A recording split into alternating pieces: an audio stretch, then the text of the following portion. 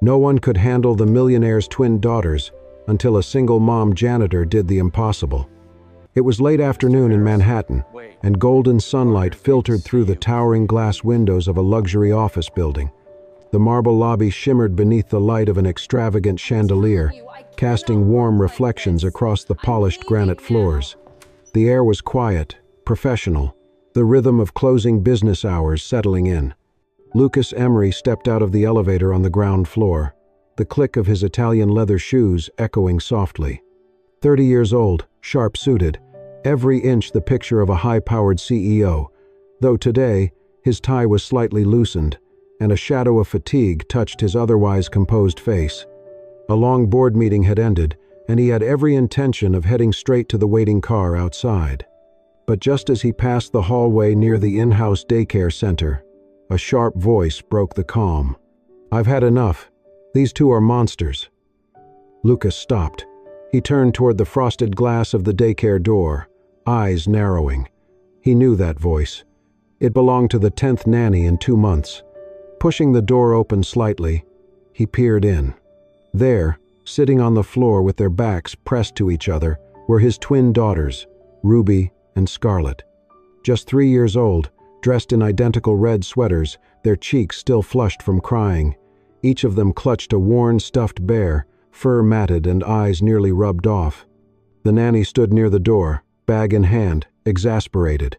"They don't listen. They throw things. They scream. I can't do this. I quit." Without waiting for a reply, she stormed past Lucas and out the door. Inside the daycare, the twins didn't react. They sat still, eyes down, not crying anymore, just quiet, tired, as if used to people walking away. Lucas stood frozen, one hand on the door. His heart ached, though he'd never say it aloud. He had tried. Expensive nannies, child psychologists, gifts. Nothing had worked. Then he noticed movement at the end of the hallway. A woman pushed a janitor's cart slowly toward the daycare. She moved without rush, clearly at the end of a long shift. Her hair, blonde, gently curled, was tied back in a low ponytail. Dressed in a navy uniform, her shoulders slouched slightly from fatigue. A trash bag hung from one hand, sweat glistening along her brow. Emma West, 28, janitor. And, unknown to Lucas, a single mother to a 5-year-old girl. She glanced through the open door and saw the twins. She asked no questions. She said nothing. Emma set the trash bag beside the wall, stepped into the room, and lowered herself to the floor near the girls.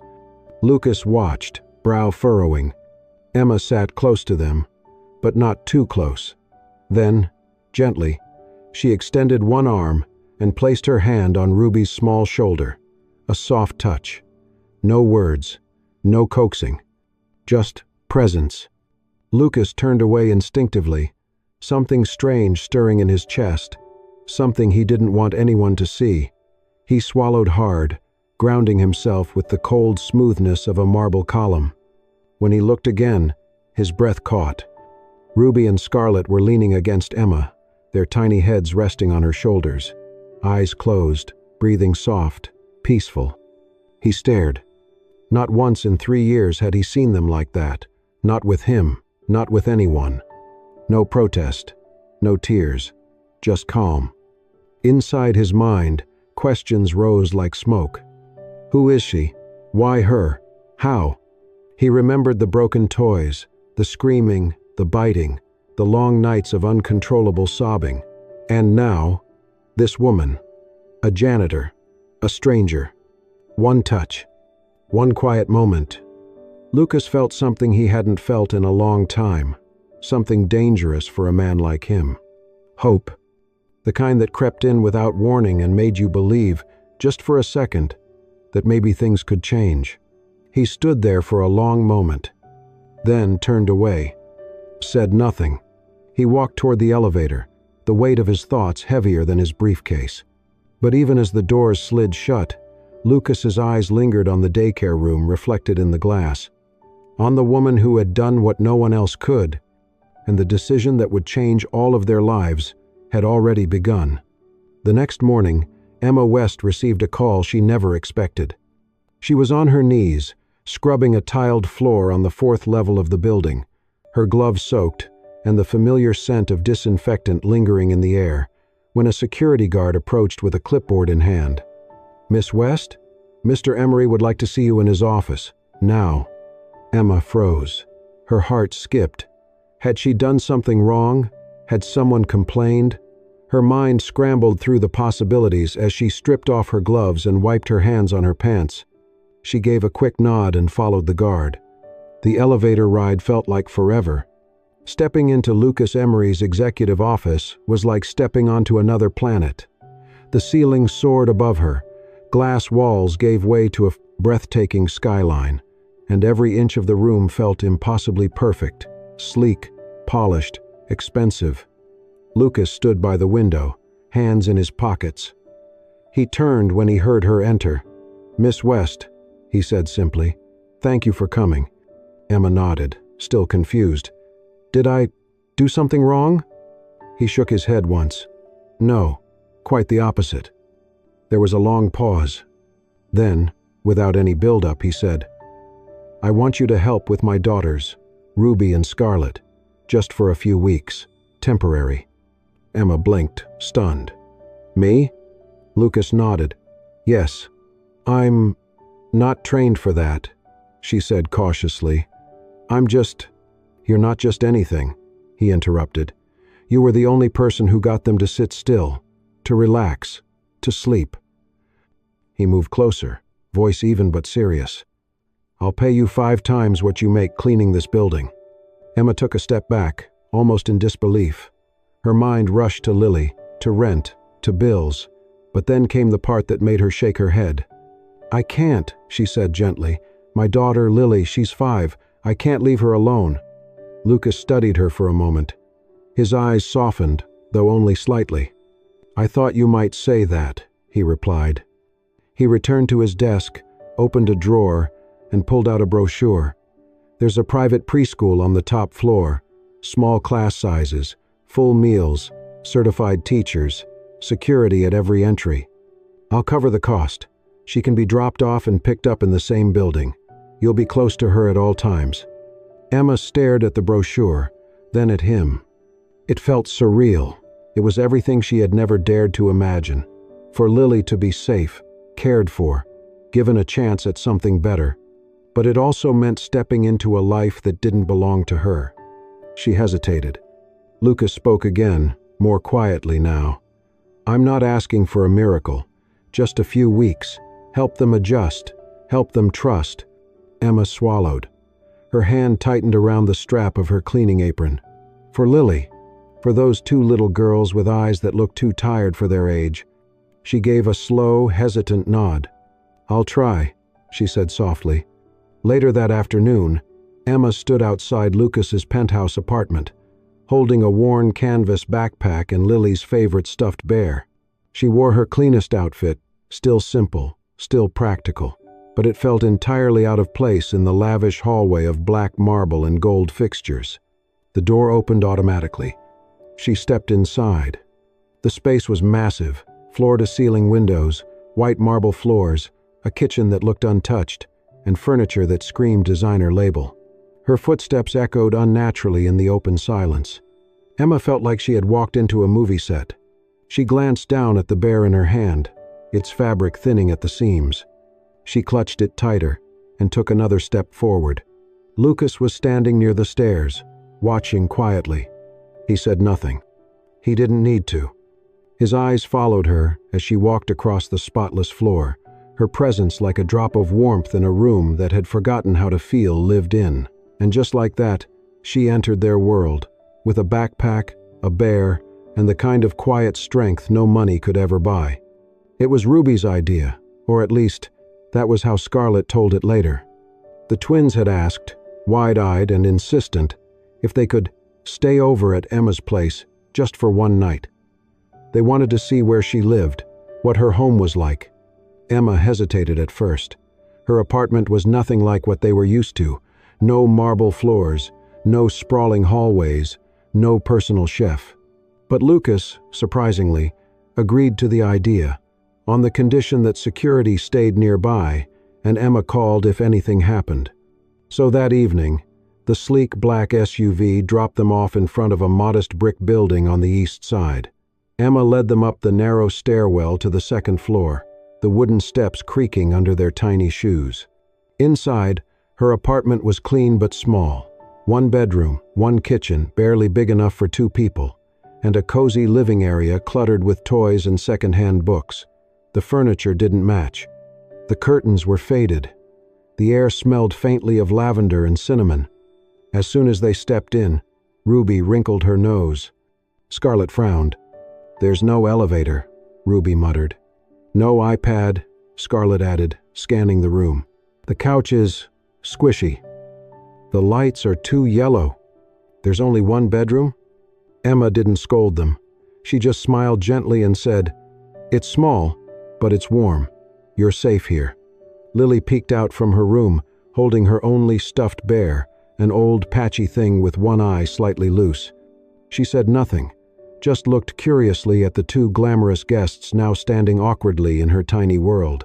Without a word, Lily walked over and held out her bear. "You can share," she said softly, offering it to Ruby first. Ruby stared at her, then slowly reached out. Scarlett came closer too, curiosity softening her skepticism. That night, Emma spread out a single mattress on the floor for all three girls. Lily slept in the middle, curled on her side. Scarlett tucked herself against Lily's back.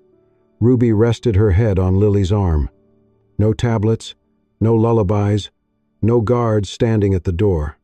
Just three little girls sharing one too-small bed, their breathing quiet and synchronized, the room bathed in the soft hum of a dollar store nightlight. It was the first time Ruby and Scarlett had ever fallen asleep while touching someone who wasn't paid to protect them. The next morning, the girls woke to the smell of toast and eggs sizzling on the stovetop. Emma moved quietly around the kitchen, hair tied up, wearing her worn apron. The twins sat at the wobbly kitchen table, feet dangling. Scarlett clutched the stuffed bear Lily had loaned her. Ruby rested her cheek on her folded arms, watching Emma make breakfast. None of them spoke much. They didn't need to. At 9 a.m., the black SUV returned to pick them up. The driver knocked on the door. Emma opened it gently and turned to the twins. "Time to head back," she said, her voice calm. The girls didn't move. Ruby looked at Scarlett. Scarlett looked at Ruby. Then, without warning, they both ran, straight to Emma, and wrapped their arms around her legs. "We don't want to go," Ruby said, her voice cracking. "It's small here," Scarlett whispered, "but it feels like a real house." Emma knelt down, surprised but calm, and pulled them both into a quiet hug. She didn't say anything, just held them close. At the door, Lucas had just stepped out of the elevator. He arrived in time to see his daughters clinging to the janitor. His heart caught in his throat. They had never done that with anyone, never clung, never cried to stay, never begged to remain in a place that didn't have luxury or gadgets or glittering chandeliers. But now, in this cramped little apartment with peeling paint and mismatched furniture, they had found something they had never had before: home. And for the first time, Lucas didn't know what to say. He just stood there, watching, as something deep inside him shifted quietly. By the end of the first week, Emma had made one quiet rule, something unspoken, gently enforced. Every afternoon from 3 to 5, there were no screens, no tablets, no cartoons, no electronic toys. Instead, they folded clothes. They kneaded dough. They watered tiny potted plants Emma had picked up from a corner florist. Ruby and Scarlett balked at first, confused by the idea of chores as anything but punishment. But Emma didn't scold or demand. She just invited them, calmly, kindly. And slowly, curiously, the twins began to follow. Emma showed them how to fold tiny t-shirts, pressing down the seams with careful fingers. She let them smear flour on their noses as they shaped uneven lumps of dough into something that resembled bread. They named their seedlings Leafy, Tiny, and Princess Green, taking turns watering them each day. There were no prizes, no reward charts or candy bribes, just quiet praise. "That's really neat, Scarlett. You did that all by yourself, Ruby. And more than anything, eye contact. Gentle, patient, undivided attention." Lily, too, joined in, fitting into the trio like a missing puzzle piece. She was quieter than the twins, but kind. When the girls fought over stickers or spilled water, Emma didn't raise her voice. She waited. She asked, "Can you tell her how that made you feel?" It was teaching, but without a chalkboard. One warm afternoon, Emma sat cross-legged on the carpeted floor of Lucas's penthouse. The sun streamed through the windows, painting golden shapes across the rug.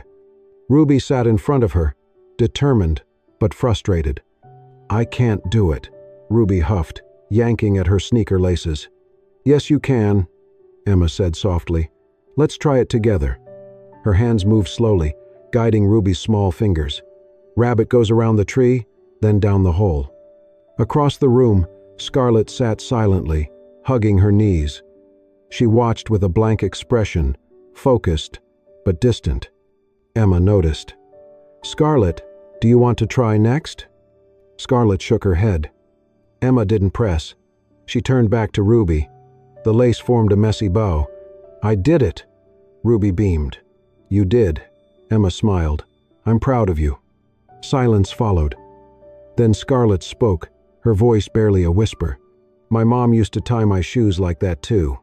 Emma turned gently. "But I can't remember what she looked like," Scarlett added. "Not really. Just kind of." The air shifted. Emma's heart clenched. She set the shoe down and crossed the room. Kneeling beside Scarlett, she said nothing at first. Then she opened her arms. Scarlett hesitated, then leaned in. Emma wrapped her arms around her, holding her close. "I think," she whispered, "that someone who loves you never really leaves. Even if you forget their face, the love stays. Right here." She pressed her hand softly over Scarlett's heart. Scarlett closed her eyes. Neither of them moved for a while. From the hallway, Lucas stood watching. He had come to remind them about dinner, but the sight rooted him in place. He didn't interrupt. He couldn't. Because in that moment, he saw something no tutor, therapist, or counselor had ever given his daughters. Not discipline, not education, connection. That night, passing by the nursery, he heard giggles and the shuffle of blankets. Peeking inside, he found the twins curled up beside Lily on the oversized beanbag, all three clutching their stuffed animals. In the soft dark, Scarlett's voice rose. "Miss E says the people we love are always with us, even if we forget their faces." Ruby nodded. "I think that's true." Lucas closed the door slowly, something warm and unfamiliar rising in his chest. And down the hall, Emma folded a fresh set of tiny clothes, shoelaces tied perfectly, one pair at a time. It was just after midnight when the quiet of the penthouse was shattered. Emma sat cross-legged on the floor of the playroom, softly humming as she folded laundry. The twins had fallen asleep earlier than usual, curled up with Lily after a day full of baking and story time. The lights were dim, the apartment still. Then came the sound. A wheeze, then a sharp, dry cough. Emma's head snapped up. It was coming from the guest bedroom. She rushed in and found Lily sitting upright in bed, clutching her chest, eyes wide with panic. Her breaths came in ragged gasps, shallow, fast. Emma's heart seized. "Baby? Lily, it's okay. Mommy's here," she whispered, trying to stay calm. But it was not okay. Emma dropped to her knees and opened the emergency bag she kept by the bed. No inhaler. Her hands shook as she emptied it, checked again, tore through drawers. Nothing. She had meant to refill it 2 days ago. She had forgotten. Okay, she whispered, reaching for her phone. But before she could dial, Scarlett burst into the room, wide-eyed and frozen. She saw Lily, saw Emma's panic, and ran. Not away, forward. Straight to Lucas's bedroom. Lucas jolted awake to pounding. The door flew open before he could react. Scarlett stood there, tears streaming. "Lily, she can't breathe. You have to come." For a moment, Lucas froze. But the look in Scarlett's eyes, raw, urgent, pleading, shook him into motion. He grabbed his keys, slipped on shoes, and ran. Emma was on the floor, cradling Lily, her face pale, hands trembling. Lucas didn't hesitate. "Give her to me." Emma looked up, lip trembling. She nodded. Lucas lifted Lily into his arms and headed straight to the garage. Emma and the twins followed close behind. Scarlett held Emma's hand so tightly her knuckles turned white. They all piled into the black SUV. Lucas drove. No driver, no assistant, just him. He did 60 inches a 30. Blew past 2 red lights. In the back seat, Emma held Lily's hand, whispering, begging her to hang on. Ruby reached across and took Lily's other hand. "Don't be scared," she whispered. "We're right here, all of us." At the hospital, nurses took Lily and rushed her down the corridor. Emma tried to follow, but a nurse gently stopped her. "She'll be okay," the woman said softly. "Wait here." Emma collapsed into a chair, burying her face in her hands. Her whole body shook. The adrenaline was gone. Now, only guilt remained. She had failed to protect her daughter. Scarlett and Ruby sat beside her, unusually quiet. Scarlett placed a hand on Emma's knee. Ruby leaned into her arm. Across the room, Lucas watched. He saw the way Emma's fingers gripped the seat, the way her shoulders curled in, the way she held everything in, barely, and something in him cracked. Not loudly, not dramatically, just quietly, in that space where fear turns into understanding. A doctor approached. "She's stable," he said gently. "The attack was severe, but she's breathing steadily now. She'll need rest and a new inhaler." Emma covered her mouth, tears rising. "Thank God," she whispered. The girls exhaled in relief. Ruby held Scarlett's hand. Lucas finally stepped forward. Emma had slumped in her chair, eyes closed from exhaustion. He took off his suit jacket. With quiet care, he draped it over her shoulders. She didn't stir. He stood there for a long moment. The harsh fluorescent lights had dimmed. Only a soft yellow glow lit the waiting room now. Lucas said nothing, didn't try to explain, didn't pretend he had answers. He simply sat across from her. Hands folded, shoulders tense. And for the first time, the powerful CEO didn't feel like a man in control of anything. Just a father, sitting beside a mother who had just faced her worst fear, and a little girl who had reminded him, without even knowing, that some things in life can't be managed, only held. It started with a knock on the penthouse door. Precise. Measured. Lucas answered it himself, expecting a delivery or forgotten appointment. Instead, it was Victoria Hawthorne, flawless in cream silk, diamonds at her ears, her smile cold and polished. "Hello, Lucas," she said, stepping inside without waiting. "I heard about the children." "They're fine," he said curtly. "Of course," she replied smoothly. "But with their mother gone, and the string of failed caregivers, perhaps it's time someone in the family stepped in permanently." Lucas's jaw tightened. "We've been through this." She smiled.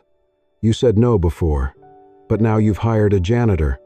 A woman with no formal background, raising her own child under the same roof? That's not just unconventional. It's dangerous."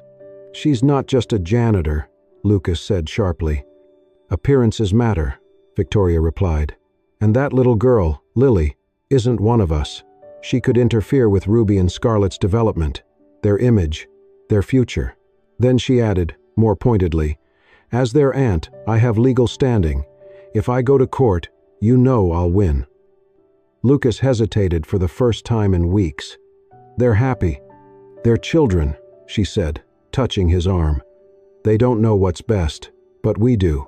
Emma found out the next morning, from the twins, not from Lucas. "A lady came yesterday," Ruby whispered, sitting on the edge of the couch. "She said we might have to leave." Scarlett clung tightly to Lily's hand. Emma's heart sank.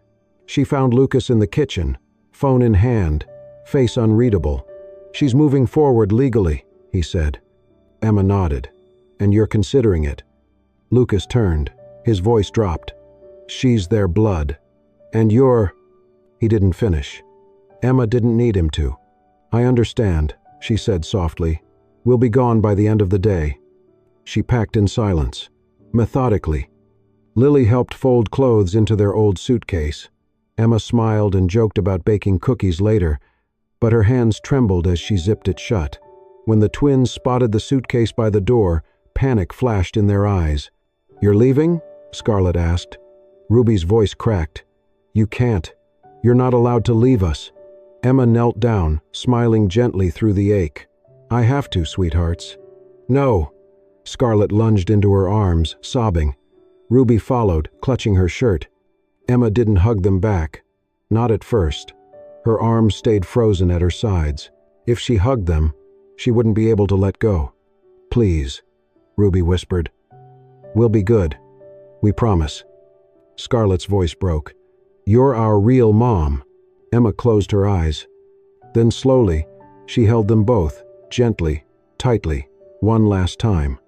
"My brave princesses," she whispered. "Be strong for me, okay? You'll always be in my heart. Always." She pulled away, forcing a smile. "Now go. Show the world who you are." Ruby sobbed harder. Scarlett clung tighter. Lily stood by the doorway, silent tears running down her cheeks. And from the end of the hallway, Lucas watched it all, unseen, unmoving. He saw the suitcase, the heartbreak, his daughters crumbling in the arms of a woman who had never claimed them, yet loved them fully. He had told himself this was about structure, about image. But now, as Ruby wept and Scarlett begged, he knew the truth. He wasn't losing a caretaker. He was losing the person who had made his cold, empty house feel like a home. And in that quiet devastation, one thing became painfully clear. He was making the biggest mistake of his life. It had been a long, quiet week. Lucas had thrown himself back into work, meetings, calls, emails, anything to fill the silence.